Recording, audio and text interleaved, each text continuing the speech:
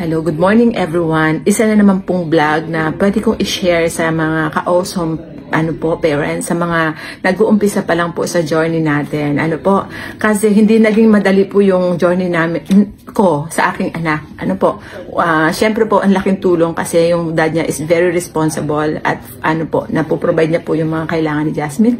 Nagpapasalamat po akong sobra-sobra sa Diyos at sa sa sitwasyon namin. So, kasi po yung pakakaintindi ko lang po kasi ang autism po talaga is walang gamot. Ito nga po nabasa ko, ASD is an incurable. Talagang isang klase silang tao. Oo, isang klase silang tao na ganun yung nila, parang different way lang yung yung mga way nila. Pero sila ay hindi sakit. Yun ang pakakaintindi ko po hindi sila sakit. Oo. Kaya itong ginagawa kong yung autism awareness, kasi hindi ako nag-vlog na walang dahilan. Nung una parang katuwaan ko lang kasi sobrang stress ko din. Kailangan ko rin na matuwa ba parang naging libangan ko yung pagbablog.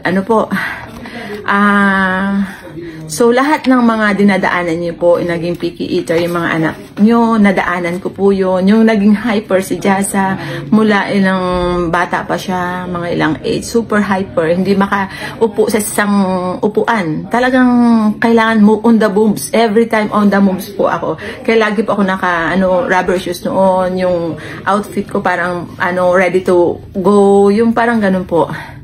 So hanggang ngayon po pag naisip ko, sobrang nagiging emotional tayo. Siyempre po, maraming mga dumadaan ngayon na parang dinaanan ko na. So, parang I owe you guys, pag hindi ko, itong mga sinasabi ko, baka po makatulong po sa inyo na lahat po pala talaga yan, dadaanan.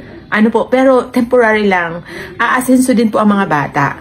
Oo. Hindi forever na hyper siya for the rest of our life. Pero po talagang habang basta po matulungan natin sila sa sa mga nangyayari po sa kanila, yung sa mga kailangan po nila, matulungan po natin sila.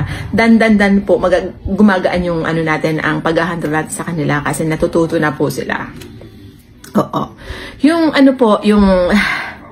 yung situation is lifelong condition. Ibig sabihin po, hanggang buhay sila, meron na po yun sa kanila. Hindi na po maalis sa kanila yun. Yung pagka-autism nila, yun na po sila. Oo, kasi marami po tayong ako po kasi ang dami akong, syempre, bilang vlogger na about autism, maraming sa akin na nag-stem cell yung anak nila, nawala yung autism.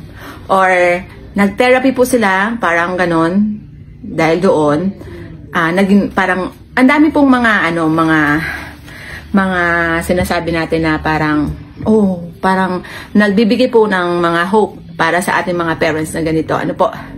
Ako po kasi ang sasabihin ko lang po, ang dami rin po sa akin na parang feeling ko na hindi ko pinapadala si Jazz sa mga expert. Ang ibig kong sabihin, parang nafe-feel ko na very responsible tayo. Huwag po tayo mag-isip ng ganon. Mga parents na hindi po nakakapadala sa mga expert. Kasi po, alam po natin ang dahilan. Sa iba po, financial. Alam natin ang gastos-gastos po. Super mahal. Si Jasa po, Australian citizen po siya. Australian siya. Sa Australia po, po siya, free lahat po. Bakit hindi po namin may mga dahilan din po kami noon. Kasi nga po, sa family, may po kasi, may malaking hindi ko mapapaliwanag sa inyo ngayon. Pero, hindi po huli, wala pong, it's never too late po na finufokusan muna namin kay Jasa yung socialization niya, saka yung sa communication niya po. After that, pwede namin siya ipa-therapist. Doon sa Australia kasi meron siya mga programa doon na suitable sa kanya na free lang naman. Meron po kasi akong mga nakilala, mga inalagaan po na mga autism, iba-ibang klase din. May Down syndrome din po ako naalagaan. Na usually po talaga, ang kailangan ng mga batang ito is yung pong routine nila.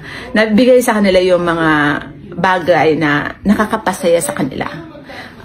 Tapos, ipa-feel natin na love natin sila, special sila, importante sila sa bawat sabihin nila sa mga desire nilang bagay. ibigay natin. Huwag tayo mag-stricto na yung parang didisiplinahin niyo yung bata. Kasi hindi po talaga nag-work yun. Especially kay Jasa. Oo. Alam ko pong iba-iba po yung mga way natin. Pero po sa based on my experience po, kasi ang dami ko na pong naalagaan ng mga bata. Ang kailangan lang po talaga nila yung oras natin sa kanila. Yung papakinggan natin kung anong kailangan nila. Kasi kahit hindi po sila nagsasalita, may mga way sila how to communicate. May mga way sila how to communicate. Alam natin, kilalanin natin sila. Para anytime na may sila sa atin is may tiwala sila sa atin. Kahit nga po tayo mga caregiver tayo or yaya tayo ng mga ganitong bata, ang kailangan nila yung taong nakakaintindi sa kanila at nagbibigay ng oras sa kanila. Oo. Kasi sila po talaga at mga attention seeker sila. Most of them. Totoo po yun. Oo. So, yung pagbablog po natin, ang ko po is, sobrang laking tulong po. Kahit hindi, alam ko po, ang daming naghihirap. Baka sabihin niyo po, meron ako kakayahan, so mas magangaan po yung pagpapalaki ko sa aking anak. Pero po, alam niyo po, ang ginagawa ko po sa pagbablog ko po is, ma-aware po yung mga tao, mga neighbor natin, mga family natin, sarili natin family, hindi nakakaintindi. Ito pong pagbablog ko ay isa pong paraan na kahit po sinong tao na makasalubong po yung mga anak nyo na may autism, magkakaroon po sila ng pag-iintindi. Yung good gesture po, yung sinatawag ko palagi po nakikita po kayo mga special child na nasa ibang sa public place, simple gesture lang po, ang laking tulong po sa mga magulang o sa mga caregiver na kasama ng special child. Opo. Tsaka isa pa pong yung special child mismo. Nagkakaroon siyang parang interest sa mundo. Kaya nga po yung dati po kasi si Jasa is hindi po siya nakikipag-socialize, ayaw niya sa labas, ayaw na makiusap kasi nga po yung pagtitreat sa kanya is nafi-feel damang-dama nila yun. Kasi sila mismo po matalino sila pagdating sa sa feelings. Halimbawa pumunta sila sa isang lugar tapos na feel nilang welcome sila. Grabe po yun sa kanila. Talagang makikisama sila, makikipag-usap sila, ganun po. Mas magbe-behave sila. Yun po yung mga na-observe ko kay Jasmine. Kaya po, yung palagi ko na-advise po sa inyo na expose po natin mga anak natin. Oo, expose as many as we can po. Oo. Ilagay po natin sa routine natin. Ilagay po natin sa routine nila yon. Expose po sila sa iba't ibang mga klaseng public place. Para po, alam ko po ang hirap sa 1 taon, 2 taon, pwede pong matagal para matuto sila. Pero pag hindi po natin kasi naumpisahan yan, ang behavior ng mga bata ito parang kasi hindi sila sanay sa tao, parang, di ba? Hindi sa parang animal sila. Maikukulong sa isang bahay. Di ba po yung attitude nila iba? Kaya po yung mga taong gumagawa po, kinukulong po yung bata, hindi po, magandang, epekto sa may mga autism. Kaya po, sana po, diba, sa mga taong gumagawa noon, dapat po matulungan din po ng government na, undergo po sila sa isang training, or, sana po, magkaroon po tayo ng, ng pagkakaisa, na magkaroon din po tayong pagkakataon na mag-usap-usap bawat parents. Kahit yung debate na lang po. Yung pasang walang away, yung debate. Yung ganito, may topic tayo, magde-debate tayo. Kasi sa mga nakikinig, marami silang makukuhang mga magagandang point. Kasi po hindi po talaga tayo, yung grupo natin mga autism, hindi po yung pong mga parang pang show off lang, hindi po talaga hindi effective. Kumbaga, mas kailangan totoong programa, totoong usapan, totoong tulong talaga. Kaya yun po yung kaya yan. Basta mga ka-awesome parents, tuloy-tuloy lang po natin kung anong ginagawa natin sa mga anak natin. Soon magiging aware din mga tao, tapos yung mga anak natin, madadala rin natin sa mga public place na katulad nga ni Jasa na super, ano po talaga, overwhelmed. Ako nga, si Jasa. Kasi po before, hirap po ako sa public sa kanya. Ngayon pong dito sa autism awareness na in-spread po natin sa social media po. Sobrang tulong po. Para akong nabigyan niyo po ng pagkakataon si Jasa na ma-enjoy niya po yung public place. Yun po. Naiiyak ko talaga. Very emotional talaga yun. Kaya po minsan pag nakakita po ako ng mga na may mga autism din po na parang gusto kong tumulong, pero siyempre po meron tayong sarili. Kaya po yung pamamaraan ko, ito po yung mga sinishare ko. Baka na po makatulong sa inyo.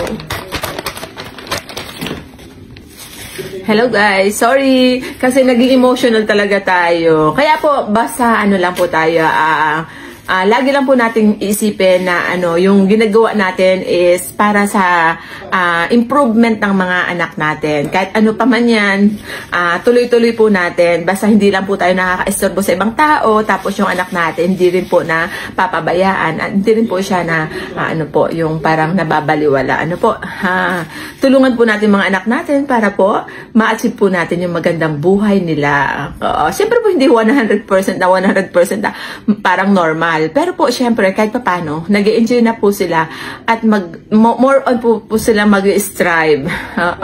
So, sa mga, sa mga katulad ko po na, ito yung way namin na very effective and very nag-improve si Jasa, tuloy-tuloy lang po natin. Syempre po, hindi po tayo nawawalaan ng, next program. Marami po kami mga program kay Jasa, pero ito muna yung mga programa namin na super talagang ang daming na-achieve. Kaya ito po yung pag-iiyak ko is parang tears of joy. So, yun naman po, wala nga pong sa lahat po, mahirap po ang buhay, pero mas mahirap po kung hindi natin naasikasuhin yung buhay natin. Siyempre po, so kahit ano pong hirap, tayo po gagawa ng paraan para mas gumaan-gaan po.